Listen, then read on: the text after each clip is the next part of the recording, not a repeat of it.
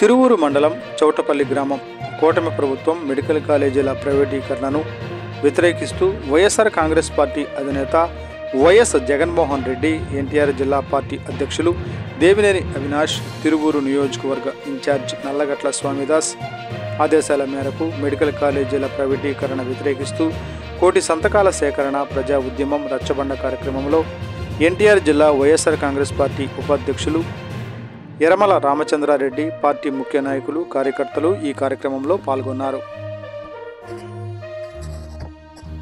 ఈ రోజున చౌటపల్లి గ్రామ పంచాయతీలో వైఎస్ఆర్ కాంగ్రెస్ పార్టీ ముఖ్య నాయకులందరూ కలిసి ఈ కార్యక్రమాన్ని మొదలుపెట్టడం జరిగింది.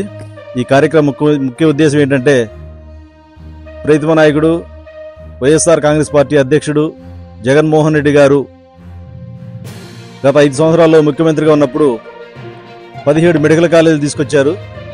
ఆ 17 మెడికల్ కాలేజీలో 5 మెడికల్ కాలేజీలు మన ప్రభుత్వ హయాంలోనే పూర్తయినాయి. ఇంకా 2 మెడికల్ కాలేజీలు ఓపెనింగ్ దశకు వచ్చినాయి. ఇంకో 10 మెడికల్ కాలేజీలు వివిధ దశల్లో ఆగిపోయినాయి. చంద్రబాబు నాయుడు గారు ఈ కూటమి ప్రభుత్వం వచ్చాక ఈ మెడికల్ కాలేజీలన్నింటినీ కూడా ప్రైవేటు పరం చేయడం కోసం తెలుగుదేశంలో ఎవరైతే ముఖ్యులు ఉన్నారో వాళ్ళ కట్టుబట్టే విధంగా ఈ మెడికల్ కాలేజీలన్నీ కూడా ప్రైవేటీకరణ చేయడం కోసం పూనుకున్నారు. జగన్మోహన్ రెడ్డి గారి ఉద్దేశం ఏంటంటే, మెడికల్ కాలేజీలు అన్నీ పూర్తయి చేస్తే పేదవాడు ఎంబీబీఎస్ చదవాలన్నా, పెద్ద పెద్ద పైసలు చదవాలన్నా కానీ తక్కువ ఖర్చులో పేదవాడు డాక్టర్ అవుతారు. అదే కార్పొరేట్కి అప్పచెప్తే లక్షల్లో కట్టాలి ఫీజులు. ఆ లక్షల్లో కట్టేవాళ్ళు ఎస్సీ, ఎస్టీ, బీసీ మైనార్టీల్లో కానీ పేద కుటుంబాల్లో కానీ ఎవరైనా ఉంటారా? ఉండలేరు. కానీ చంద్రబాబు నాయుడు వచ్చాక పేదవాడు బతకూడదు, పేదవాడు ఉండకూడదు, కేవలం వాళ్ళ సామాజిక వర్గానికి వాళ్ళకి కావలసిన మనుషులకే దోచిపెట్టే విధంగా చేయటం అనేది దుర్మార్గం.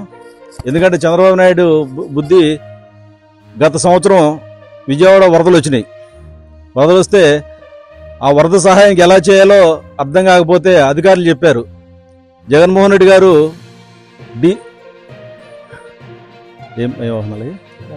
ఎండియు వాహనాలు అని చెప్పేసి ప్రతి పంచాయతీకి రేషన్, నిత్యావసర సరుకులు ఇంటికి తీసుకొచ్చిన వాహనాలను పెడితే ఆ వాహనాలను తీసుకెళ్లి విజయవాడలో ఆ మునిగిపోయిన ప్రాంతాల్లో ప్రజలందరికీ కూడా ఆ వాహనాల ద్వారా సేవ చేయడం జరిగింది.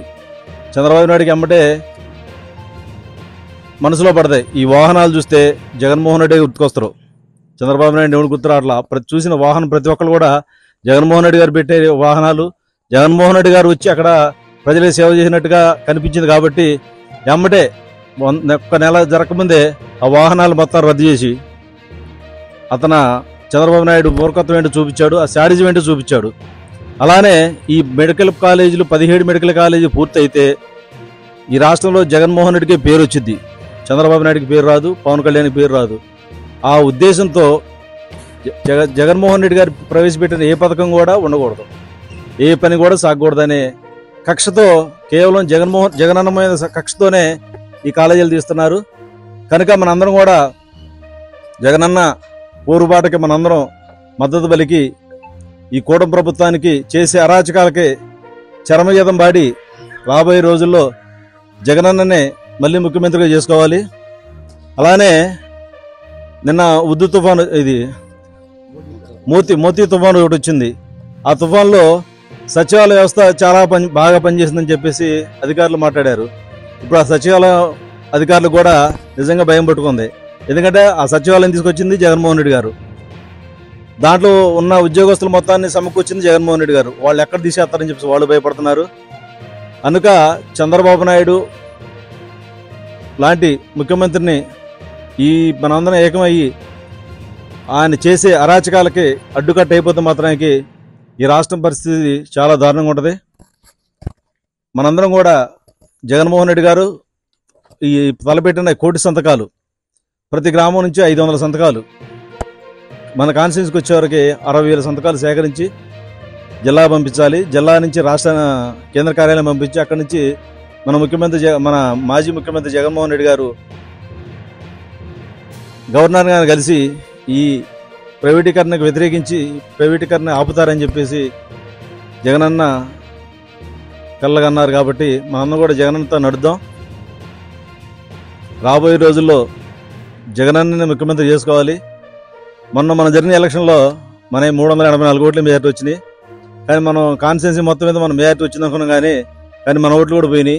ఎట్లా పోయినాయి అనేది కూడా మనందరం గుర్తు చేసుకొని వాటి మీద దృష్టి పెట్టి రాబోయే పంచాయతీ ఎలక్షన్లో మొన్న ఎలక్షన్లో పంచాయతీకి డిపాజిట్లు లేకుండా ఎలా పోయిందో మళ్ళీ వాళ్ళ అధికారంలో ఉన్నా కూడా మన గ్రామంలో మన పంచాయతీని అది ఎస్సీకి రాని, బీసీకి రాని, ఓసీకి రాని ఎవరికి వచ్చినా సరే మనం పెట్టిన అభ్యర్థి వన్ సైడ్గా గెలిచి వాళ్ళకి డిపాజిట్ లేకుండా చేద్దామని మనస్ఫూర్తి కోరుకుంటూ సెలవు తీసుకున్నాను.